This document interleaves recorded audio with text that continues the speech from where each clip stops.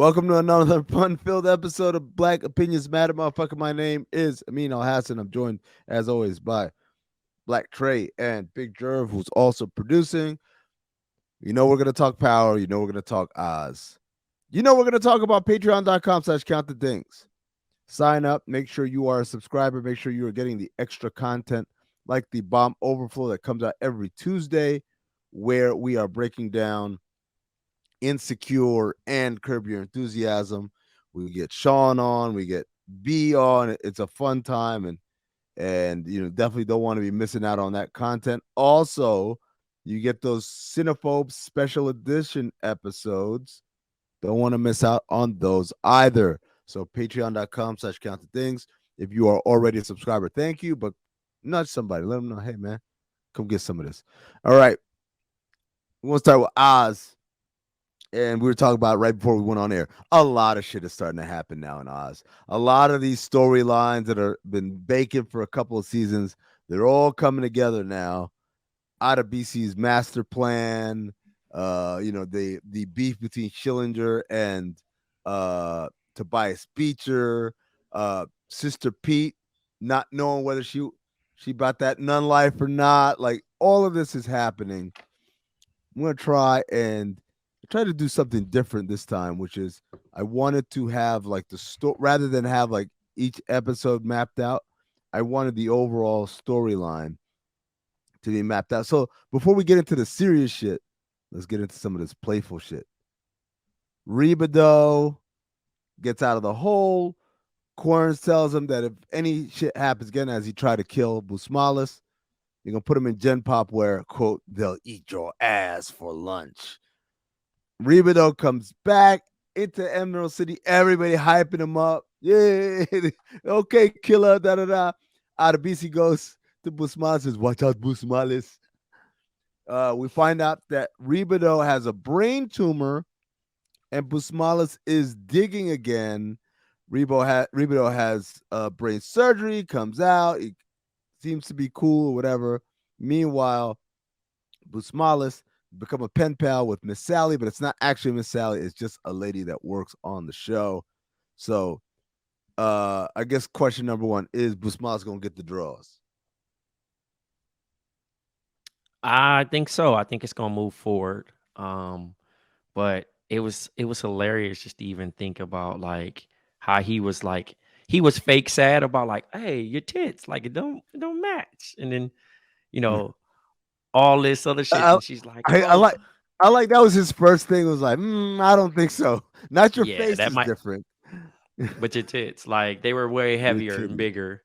So that's the funniest thing about all that. But you know what I mean? When you really think about it, um, yeah, I think he's gonna get the pen pal. And this is the first time I think ideally I see how jail relationships start, right? When they start getting these, like, start writing to these women and then start building these type of relationships. And then I guess he has like a even more happier insight for life.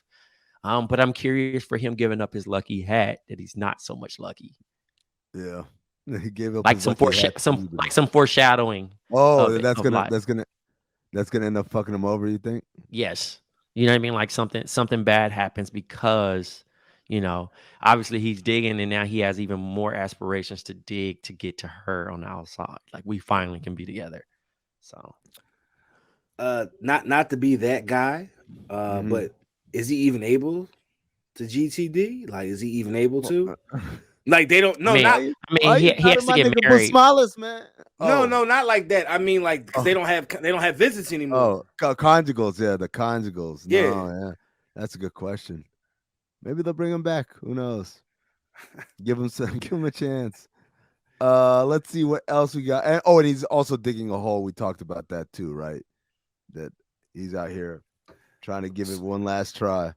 So I will admit that was one of the few times I watched Oz and said, that's kind of whack, right? Like, Yeah, this nigga keep there's this nigga no keeps way that the digging. guy that got out is going to be able to dig another hole in the same exact way he dug the last one. Like, I'm sorry. I feel like they would check his joint like every single day. Every single night. Yeah. No, there is some shit in Oz where I'm like, okay, y'all not just letting niggas just walk around like this, are you?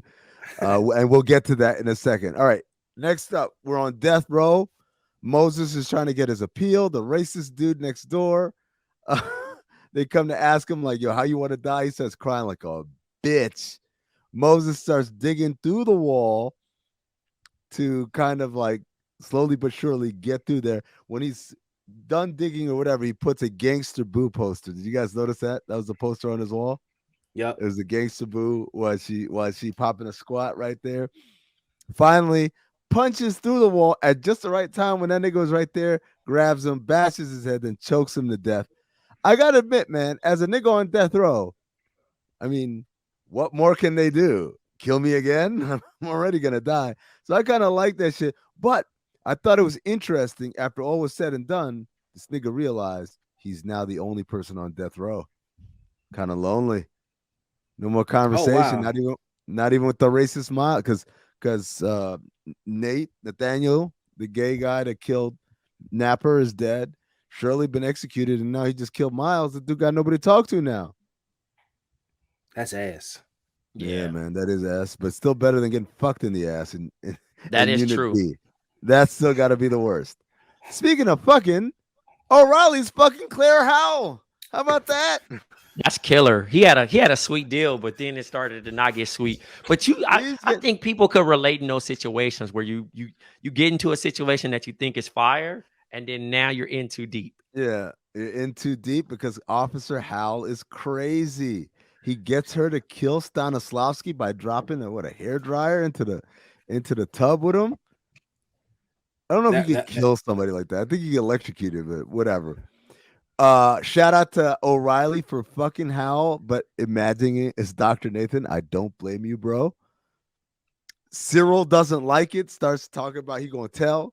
And it's hard, because usually O'Reilly would just organize for that nigga to be killed or whatever. That's his brother, so he can't. So he asked Officer Howell to stop, and she's like, "We're not stopping. Same time tomorrow, cunnilingus." And I said, "Ew. Would you, if you were in prison and these were the only female cheeks available to you, A, would you smash Officer Howell? B, would you cunnilingus Officer Howell?" I'm smashing. You smashing? Yeah, okay, so the basic level, because the same way he was doing, basically the same way he was like imagining he was smashing Gloria. Yeah, just come on, like you said, if niggas put you in a room, you gonna be in there going crazy. So, bro, I'm Jerv, are you smashing? I'm waxing that. I'm waxing that. I'm in jail, bro. I'm in jail. Like I literally have no other option. Them looks don't matter. Now, but you gotta eat her. You gotta eat her pussy out every other day. Apparently, is the schedule. Because today she sucked his dick. She said tomorrow, cunnilingus. Y'all eating out, Officer Howell? Look at Trey's face. I'm not. I can't do it. She gonna throw you in the hole. Throw me in the hole every time. I mean, she was serving my nigga on the toilet too. That was crazy. The way Jerv's hesitated right there, I already know his answer. He gonna say yes, because Jerv don't like to be stressed out, so he just go with it. If it's between that, look at the napkin setup. Jerv, get your big butt ass naked. Get your big body in that motherfucking room. Butt ass naked, bro. If it's between that and going to the hole, gotta do what I gotta do, dog. I've been in worse situations. Jerv out here on the block, just chilling, relaxing and shit. Niggas like, why are you always so happy, man? Like, what's that smell? Oh man. All right, Metzger, the guy that looks like Stephen King. Keller finds out. Bro had a heart attack. Dog. Keller finds out that he was the one that told Beecher that he killed his son. So he said, "I'm gonna fucking kill you." So Metzger goes to Schillinger and says, "Hey man, you got to protect me." Schillinger tells him to get off my dick, and then tells Robson, "You got to kill him." Well, the Robson and Keller come to kill him. Motherfucker dies of a heart attack in the middle. And Robson said, "I told him you got to watch that red meat." Or was that? Yes. No, that was Schillinger that said that shit. Yeah, Sick, the bars man. That was bars for sure. Also, seeing my nigga in Spider-Man, I just couldn't stop laughing. Who? Oh, Who? Schillinger. Oh yeah. Schillinger Schillinger. as Oh, Jonas. I Schillinger's was just looking J. like, Jonah Jameson. Yeah. oh, you I'm saw the new like, Spider-Man? yeah. I mean, I don't. Spoilers. I ain't nothing else to do. No, Yeah, I but just mean, don't no say nothing. spoiler. That nigga.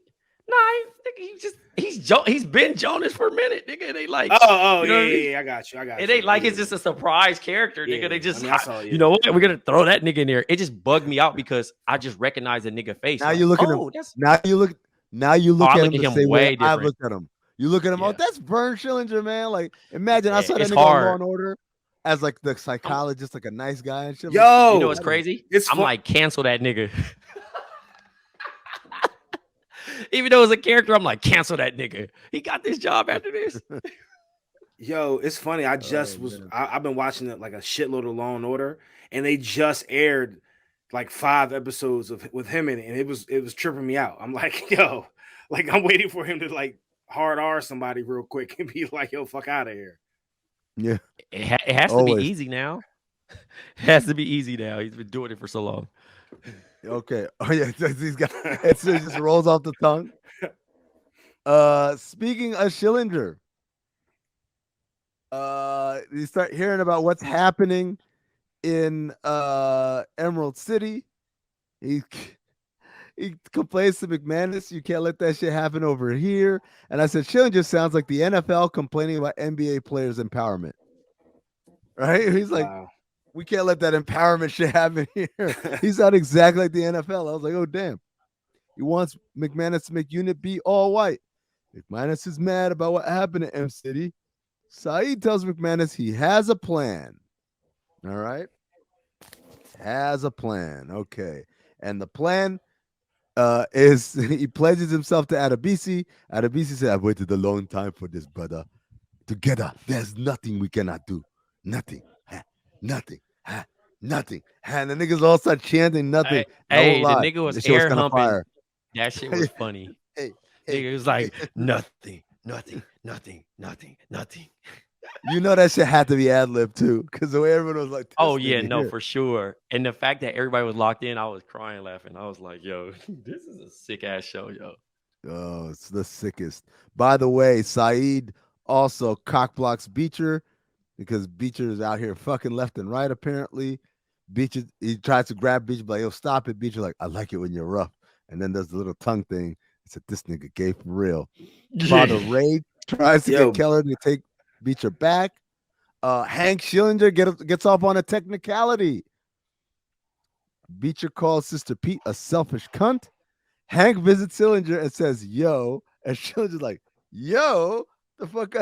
He definitely want to call him, yo, why are you talking that Jungle Bunny language right there? Then Schillinger, of course, can't resist talking shit. Goes and tells Beecher, I guess you heard the good news about Hank getting off. Beecher goes to Pancamo to order a hit on Hank. He tries to change his mind, but it's too late.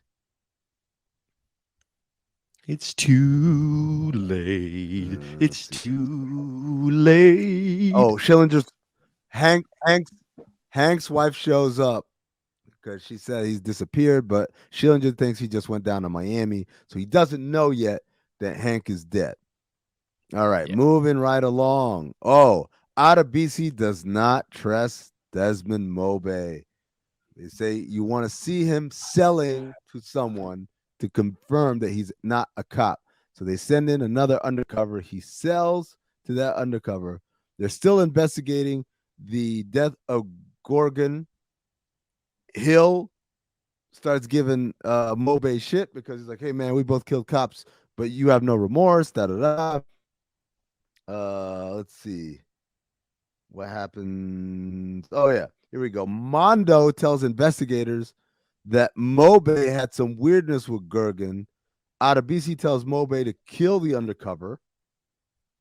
Hill tells Mobe he thought Mobe was an undercover because when he lost the accent, and also he remembers Mobe's girlfriend was a cop on the scene when he fell off the roof. Mobe tells him, you talk shit to anyone and you're next down the shaft. Beats the shit out of Hill, but then he confesses to the murder of Gergen because of what Hill said. Hill called him a fraud, and the nigga's like, And that was his trigger. That was his trigger. The funny thing about Hill was saying he slipped up too, his Jamaican accent when he was high off the shit in the middle of his sleep. I just said that he shit. said, "Oh, okay." See, That was one of the things listening. when he lost the accent. All right. Trey just discovered this week that Lord Jamar plays Supreme Allah. Okay. Moving on to Adebisi. Adebisi's got all types of crazy shit happening. Actually, you know what? Let me leave that one last. Hold on. Let me see. All the gays get transferred out of M City. Yeah, that was O'Reilly. wild. More white guys leaving M City. And Pancamo says they're white, but they ain't guys. Mondo gets in a fight with Italian dude, and then the Italian dude gets sent to the hole. Pancamo is pissed. Him and Morales go to confront Adebisi. Meanwhile, Adebisi is out here hosting parties with a camcorder, gay dudes dancing, doing coke off his foot, deep throating bananas, all talking wild sit behind the curtains in Adebisi's pod. Pancamo Morales come, kind of confront him on it. Adebisi reveals to them he's just fucked them over. He's in control now. He's the boss. And then it's announced that both Pancamo and Morales are transferred to Unit B. Say hi to Schillinger for me. Let's see. Oh, Adebisi. Oh, that's when he told Saeed he should have joined me, but you never listened. But the wildest shit about that scene, I don't know if you guys noticed. If you remember, Adebisi's got the towel wrapped around him and he's gonna go take a shower. Saeed is shaving. And he puts it on. He take Saeed Adebisi takes the towel off, puts that shit on the nigga's shoulder and walks into the shower, which I was like, oh, that's kind of gross, nigga. But then Saeed takes the towel that was around this nigga's nuts and wipes his face with it. Nasty. Deep snip too. Nasty as fuck. Nasty. Yeah. Any notes about these Adebisi gay parties that he be having? They were wild. He throwing some sick ass parties and recording it. Documenting it is funny too. Tell the nigga to grind slow like a woman. Nigga out here acting like he on Grand Theft Auto, man. Got my bruh out there in dress, shaking that thing while drinking. The nigga even had a horn in there playing. He a sick nigga, bro. He got that shit made in there. He cracking. I got everything. He said, I got everything, but we're still in Oz. That's what he tells Saeed later. R.I.P gets confronted by Supreme Allah. He bitches out. He humbles himself, goes back to Saeed, says, you have to lead us again. Supreme Allah, meanwhile, and Mondo keep getting into shit. They keep arguing. Mondo tells Adebisi he's sick of his shit too. Keller and O'Reilly see an opening here. They frame Supreme Allah in the murder of Mondo. Basically, by having Keller go meet this nigga in the cafeteria and tell him he's gonna suck his dick. Just sick. So sick. Can I because I feel like that's the perfect time for me to I feel like this is the point in Oz, Trey, you mentioned it, I think before we potted, where I think I kind of started to stop. Because it just became graphically gay. It's like, graphically prison sex, gay sex show. But like, again, I appreciate that because it makes me know I can never go to jail. And if I do, I have to be in solitary. I have to. I don't need to talk to anybody. I don't care. So you know the reason why I stopped? My cable. I didn't have no cable after that. Yeah, that's like around what happened to me with The Wire. I still haven't finished The Wire to this day. My grandma was just like, we're not paying. What season are you on? I stopped the beginning of the season where they were in the schools with Mac Wilds and shit. Like maybe like 2 or 3 episodes in. Just download it, bro, and just watch it on flight. I have to start it from the beginning, and like again, this is back when HBO was doing like 20 episode seasons. That shit is so long, bro. The Wire starts so slow. I don't know if you people remember this shit. I just rewatched it. It starts. Season 1 is dope. Season 1 is dope. Season 2 is slow, but if you're not narrow minded, you'll appreciate the No, greatness of I season like. 2. Look, I liked it when I watched it when it first came out. I remember people hated it. I was like, nah, I like this different flow and tells you how all this shit is interconnected. I'm just telling you that shit runs slow by today's standards. Like the Wait, pacing is mad slow. so you don't even get the great you get the greatness of Omar, but like you don't really get the greatness of like Omar and Marlo and all that shit because you don't know yet. I don't know. I get. I think I know. Spoiler alert: he kills Marlo, or Marlo kills him. One or two. Don't tell me. Don't correct me. But yeah, man, I don't know how that story ends. To be honest with you. Oh, Yeah, man. Shout out to losing cable in the middle of one of the best shows ever. That's kind of shocking, honestly, bro, that you didn't finish that. But yeah, I respect it too. No, I respect it because I didn't finish Oz that way. But I just understand it's kind of Now, shocking. One Like out day, of all I, things, Ma- that this nigga maybe we'll would have. Eyes and the Wire do. are different though. Do we want to rewatch The Wire? Is that next? Because we're gonna. I mean, we're flying through Oz at this stage. I'm down. All right. I'm Well, we'll always see down to about watch that. The Wire. All right. So Mondo's dead.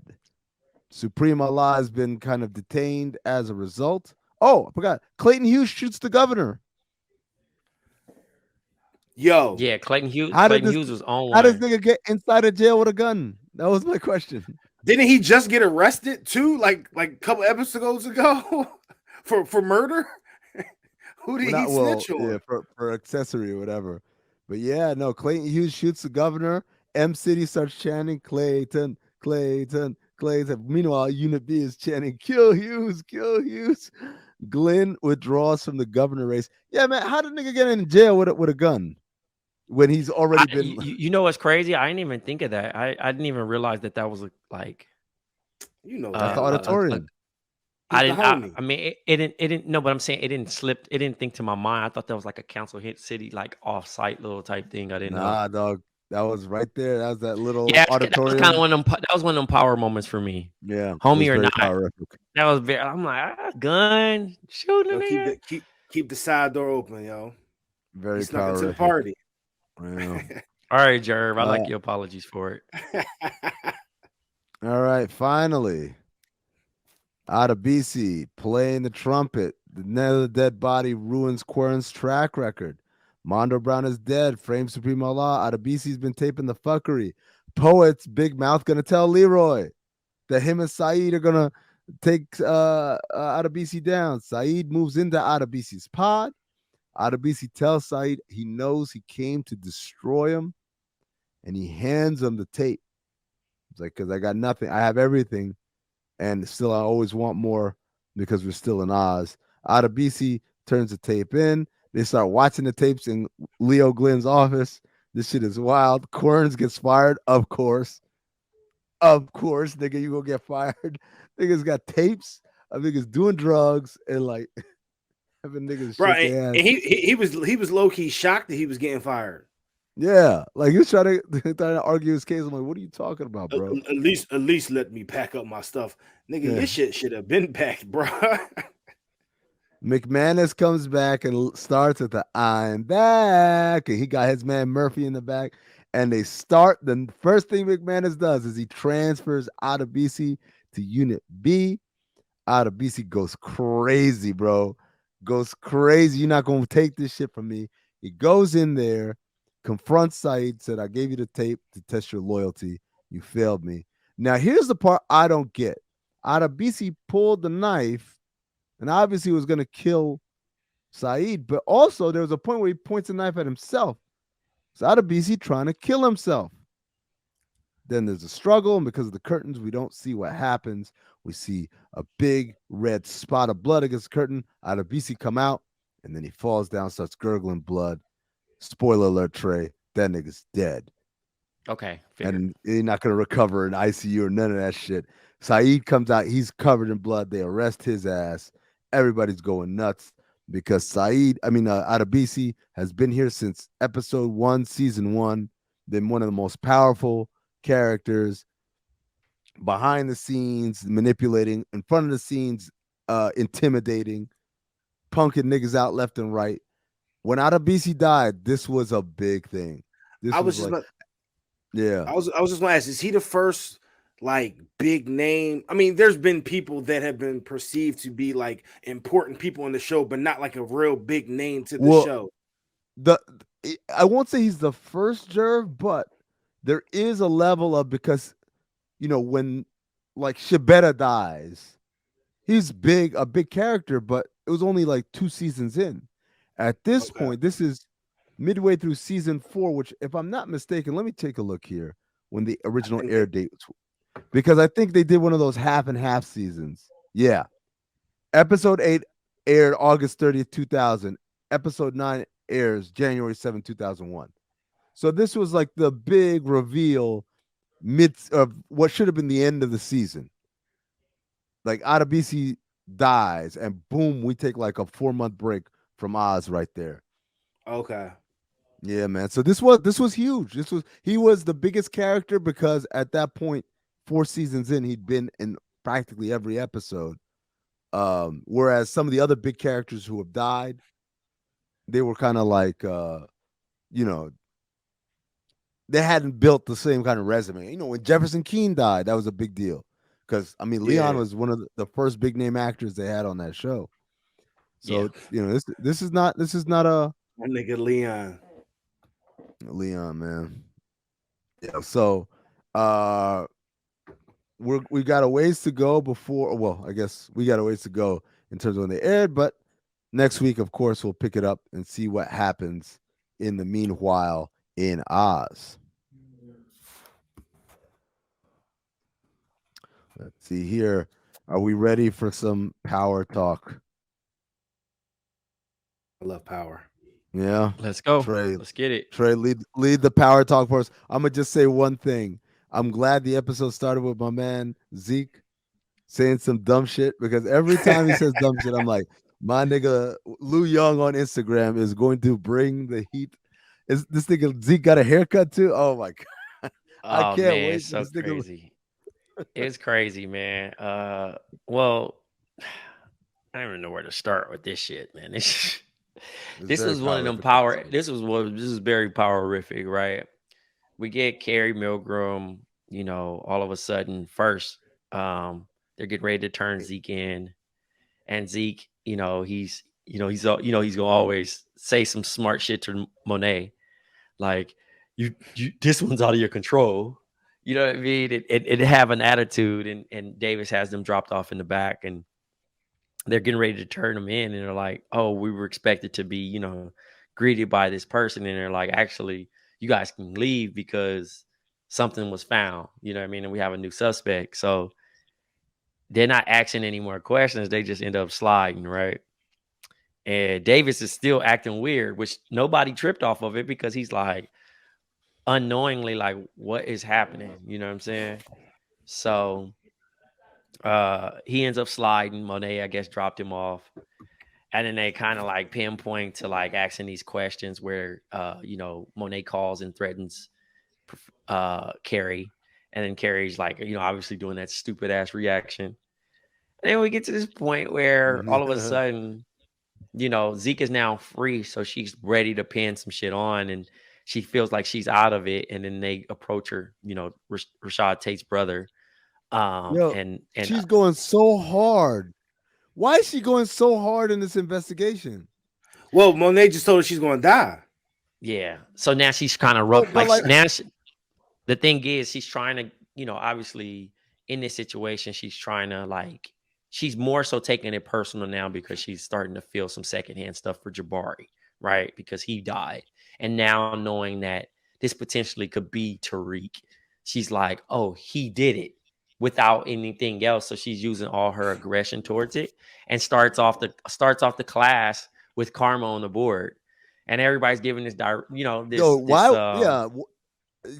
I was like, shut up, bitch. Like, yeah, it was forced. It was super forced. Super forced. So it's like overly forced. And then obviously like Governor Tate, Rashad Tate's thrown off, the kids are thrown off. Even Tariq, he's like, what? I mean, like, damn, she was going hard on me today. Like, you know what I mean? Which we've all been in those situations in class where you like, this motherfucking teacher picking on me. I don't know what the fuck happened. But she's overly putting emphasis on karma and like that something's going to happen to him. So we get to that point, and they leave and all this other things, and then Tariq oversleeps and shit like that. But Monet finds out. Well, let me hit on this first. Zeke goes wild. He's free, but he's going wild. This nigga done made a huge change to his hair by dyeing it a honey blonde at the top. And Nigga's he's so like, "You like happy my about new his look?" hair. Yeah, he's so happy because he's probably never He's so happy and so dumb. He runs in on Drew Everett and and Everett. Everett in the bedroom together. This nigga doesn't think twice about it until the end. He's like, wait a second, how do you guys know each other? And then niggas is like, "Yo, we not gonna talk about that night." And niggas all agreed, like, "All right, nigga, cool. You ain't gonna be, So you like, "Oh, I'm gonna show the ladies my new look." Cool, Zeke. Bet that's some great content for him. So he's finally making some decisions for Zeke and no longer Monet. So that's interesting. And then also, Monet is realizing that she has no control. Like all her kids are just, doing what the fuck they want to do. Kane trying to do the plug, stealing the drugs and replacing it with sugar. Diana bailing her dad out. Drew, trying to handle a situation but protect the family. He has a bit of like not roid rage, but he's just fucking just kind of doing some wild shit now. And she's just kind of like it's starting to settle in. And Tariq was probably the person, where she felt like she was in control, and he just laid it out like, honestly, you not. And we'll kind of hit on at the end of the episode where Lorenzo finally comes home and she had no clue. So she gets into this situation of like she's so used to. She had a very Zeke look on her face, by the way. Oh, it was one of that was very exposing. That's your mom for real. The genes were really there. Tariq incriminates himself, by telling damn, what's her name? It's not Paige, right? That's her real name. Who? His girl. Lauren.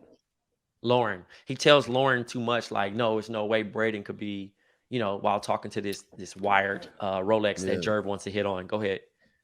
Yo, I'm sorry. There's no way that the police department has the money to put a fucking wire inside a Rolex. That's some FBI James Bond shit. No one cares that this girl has, like, I mean, she's rich, so cool, but they just the police department just has a fucking money for a real Rolex with a wire in it. Well, I'm guessing it's her Rolex, right? And they bugged it. I don't know. It's power, Jerv. Honestly, Jerv, you might be on the right thing because Tariq never noticed the watch, and he said, "Damn, okay, I see you." This was a brand new joint. No, it was an icy Rolex, but not far fetched for her upbringing. Can we talk about something that is far fetched? Yeah. That is far fetched. Tariq got a car now, a fucking X6. Yo, well, no, that was her. That was Lauren's car. Oh, that's her car. Yeah, he borrowed her car. So that's when he was on the phone. He was like, "Thanks for letting me use the car." And he like basically did a ghost mission in her shit, which I thought he was gonna wreck it. I was like, "Yes, please fuck it up so we can have some drama even more." Like, I knew I should have trusted you with the car, but nah, this nigga went and he called himself trailing Kane and got his ass beat. You know what I mean? That was the worst. That was the worst tailing I've ever seen in my life, ever. And why would he walk up? But how did he even hear the name? He was so far away. How does he even know the name? What phone does he have this recording's audio that far away? Nah, he only knows the name because the cousin said it when he was beating him up. Enough for okay. Yeah. And obviously he lost his life. But I kind of knew that they were going to kill him anyway. Is that the same dude that they choked out earlier? Yes, that's the cousin that got choked out. But my man been on 2 episodes, got choked out, and got his throat got hold on his TV debut. But Mecca's like, oh yeah, that nigga always talk too much anyway. But it was funny because the chef is gangster. he be ready to do whatever. You feel me? Which I do I feel told like y'all he was more than what he was, yo. He ain't no chef. he might be the main nigga, and he might be a throw off on the low. He might be the connection on the sneak, like the just Greek kind of in The just chilling. Wire. There you go. And then obviously Tariq puts himself in this situation, everything. He feels like he's in control, and he also doesn't have control because he doesn't know what Braden's doing. Braden has fucked up and put him in a situation. But then also they rummage his place and go get and find the badge of Ramirez. But then also he almost loses custody of his sister. He gains custody, but also loses it. Is this nigga drinking wine? Who, Jerv? Jerv. Drinking wine? Look at Jerv. Yes, it's my birthday. It's my birthday weekend, so yes, I'm drinking wine all weekend. Goes to New York, hangs out with Tray one time, comes back, drinking wine. Got a piano in the background. Oh shit! Yo, I just peeped this nigga background. This nigga got finer things. And then Tariq basically gets arrested on campus. Braden tries to signal like, "Nigga, get out of here." Yeah, he gets arrested in his suit, and then everybody gives him these nasty looks. And she's like, "But Tariq," and she's like, "It's better this way. He deserves what he gets." Right? The nigga gets to sit in Professor Milgram. Oh my god! She's terrible. Fuck her. She's tripling down now at this point. Think about this. She's so bad. She made me feel bad for Tariq. I was like, damn, bitch, like you putting threes on it. You want to see this nigga go? Yeah, so look, the nigga sitting, another power moment, right? The nigga sitting in the cell. They say your lawyer's here. He pulls up on Jeffrey, right? The nigga gives him the letter. I mean, please do it for me. Letter from your father. A letter from your father to be given to you if you ever got arrested for homicide. And so I was like, oh shit, man. Ghost really got his affairs in order. Got him situated. He's a good dad. Yeah, like even thought of everything, right? But how does he get to take the folder back to the cell? To the cell. Yeah, it was like power to me. It's power. Niggas gonna be like, nah, get out here. Especially as soon as the lawyer leaves. You're not gonna be able to just take it out. So he finally opens it up and it's just I'm trying to find the exact quote. The nigga said, "You belong in there, little nigga." Good. I won't lie, man. I want to shake somebody. That was amazing. Hey, that was amazing. It was amazing. That nigga said where you belong. I thought it was gonna be like son, and they was gonna read it in Ghost voice and be like, me too. That nigga said right where you belong. That was one sentence, man. One sentence. The nigga hit him with the Michael Jordan on back. He not dead, y'all. All right, Jerv, watch out. Jerv, we not doing all that. Don't give them Jerv. They didn't even Jerv. They didn't even put that shit in the situation. That nigga just kind of prepped it. Because the nigga was living that type of life anyway, bro. He was gonna die eventually. It wasn't no long play. The nigga wasn't gonna beat the game of life. He just had this shit all set up. I apologize if he come back. I'm gonna be mad though. And then obviously, Mecca wants to see their son Zeke and meet him for the first time, and Monet is faced with the decision of adding these kids to as beneficiaries if anything happens, and they'll be straight for life. But then Lorenzo's home, and through the preview, it looks like Lorenzo's back to take what's his and run the operation. And Kane probably doesn't know or wasn't old enough when his father sat down, so he's kind of watching his dad work. Yeah, and he's going to be put in place. But then Mecca versus Lorenzo is going to be interesting because it's either Mecca's going to either be a street soldier, or they're going to be beefing, or they're going to kill it. One of them going to kill each other. They're going to be beefing, and it's going to be interesting because Kane's is the plug, but he's getting it from Mecca, but he doesn't know. Obviously, he just thinks that if anything, he might even introduce his dad to him and find out that they know each other. Meanwhile, Monet is the one that's fucked because she just now opened her legs up. And let him close. He just closed. He just now closed after all that. Yep. After all that, finally. We saw him close, or we're assuming he closed. They just cut, man. They cut to the scene, but we're gonna give him the benefit of the doubt. Okay. Mary J's not gonna allow us to see her cheeks, bro. She's married to a Yeah. fucking Yeah, dog. I'm not gonna Yeah. front like, yo, bro. That's exactly what I was like. Damn, did I miss Shouts a to Mary- sex scene with Mary J? Like, Shouts to Mary J working that out in her contract. The queen of R&B, bro. We're not gonna just see her cheeks. I'm glad That's we're on what- the same page. That's for them no name actors who trying to make a name for themselves. Oh man, Yeah, she's crazy. it's just crazy, man. Tariq, because here's the thing, like Tariq actually, like I gotta keep reminding myself, yeah, the nigga actually did it. Yeah. Like so, it's like shit, like this, they're actually on the right path. But we just don't want to see. I mean, obviously, since it's about him, we don't want to see him go down like that. You know what I'm saying? So Not like since that. it's I want about him. We know he's not going to go down like Yeah. that. Like, exactly, nah. So it's going to be some mishandling, right? And somebody's going to fumble this play. It's going to come out that the detective. I'm still trying to figure out how they get Tejada out though. So it was because of the person on the investigation was crooked and they had some like shit on him. Oh. So they're gonna try to do the same thing. Davis is gonna try to do the same thing for Method Man too. I mean, not which Method we come Man, to Red Man. Which Man. we come to find out that apparently Method Man is actually the one with the real dirt. Yeah. Mm-hmm. But he's sitting down for Davis. He took a fall for him. Yeah. That's why. So that's why he's trying to get. That's why he's trying to get him out because he feels like he's in debt. He's able to live this life. So, you know, what's the name could do all the other shit. But again, this is all power shit. It's bad, but it's enjoyable too. I look forward to it every week, per usual. Man, for laughs. I won't lie. Every Saturday night / Sunday morning when I'm getting ready to watch this shit, I always think the same thing. I miss BMF, man. Oh man, BMF was so good.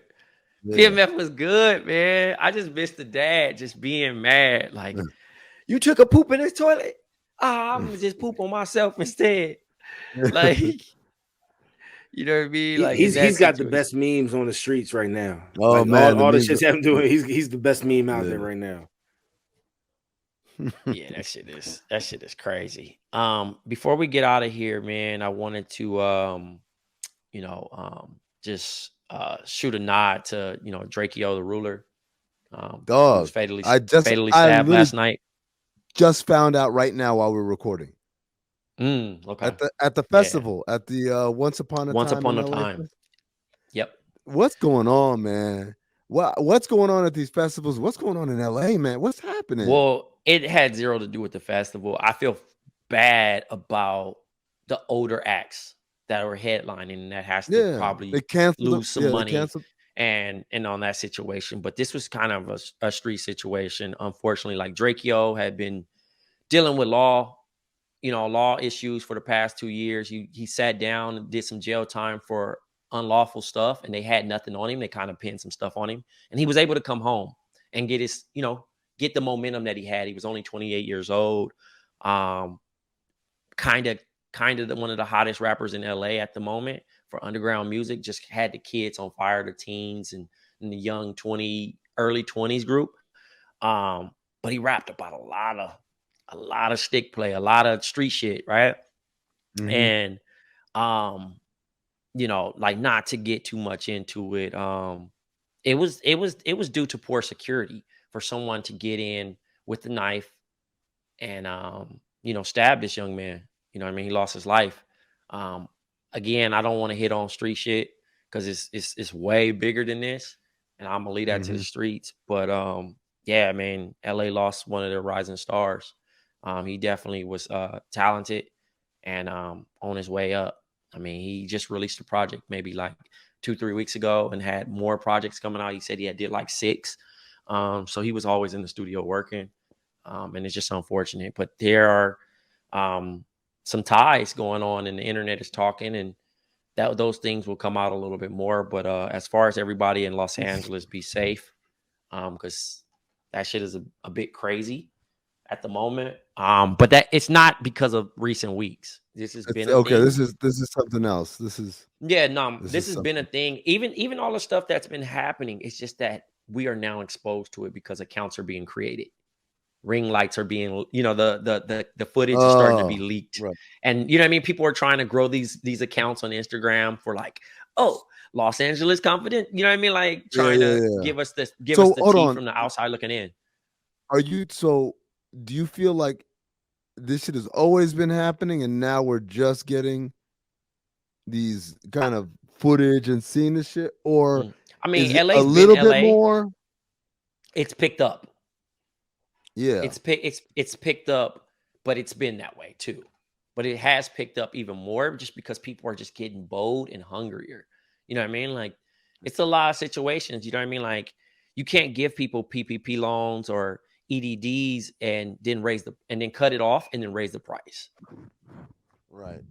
And who was the dude? There's a dude that got shot last week that was also on film, right? Slim 400, rest in peace, my man Vincent. I went to high school with him actually. Wow. But he was in the ninth grade.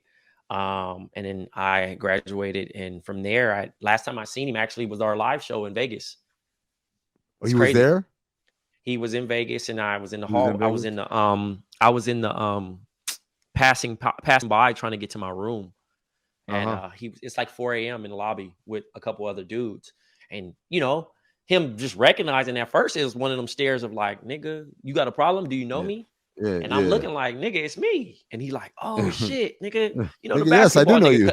because I'm a basketball nigga, you know what I'm saying? So he like the basketball, and he's like, Trey, man, what's up, man? He like, man, you look like you're doing good for yourself. But he was like a mannerable kid, man. You know what I'm saying? Like, and obviously he chose that lifestyle. He was YG's best friend. And it's unfortunate that he passed away and went out the way he did. But again, it's more deeper than that as far as street shit. And I think when you're a rapper and you're also involved in shit, like people love to put it on rap and say, rap is dangerous. No, the things you rap about is dangerous.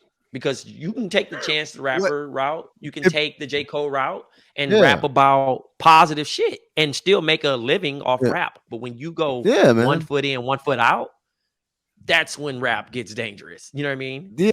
It's not the rapping that's dangerous. It's the lifestyle that you live in. And the niggas that's rapping. You know what I'm saying? I mean, it's some niggas that's really in the streets and then happen to be able to rap. Yes, that's what I'm trying to say. Like if you in the streets, that's what's getting you killed. It wasn't the rapping part. It was if only I'd stopped rapping. If I would have been an R&B singer, I would be alive. Picket fence and like a dog and shit like that. Yeah, not at all. Sad. But then I mean, the music that's put out too. You're rapping about catching bodies and shooting. So when you're out, that's what people won't expect off rip. If you're putting that energy out there, like, okay, well, if you never caught lacking, or you got the Draco, or you got the, this, what I mean, you roll this deep, or you don't roll with no security, that's how people gonna approach it, especially in the LA culture. You know what I mean? Obviously, other cities have their own personal little rivalries too, but LA is just a different story. And you know what I mean? In this situation, it happened the way it happened. It's nuts. Well, damn. Everybody stay safe. Two people lost their life out there. Yep. Yeah, stay safe, man. Stay safe out there. And hopefully, man, everyone can calm down and take a deep breath, because nobody should be losing their lives over this shit. All right. That's going to do it for us here.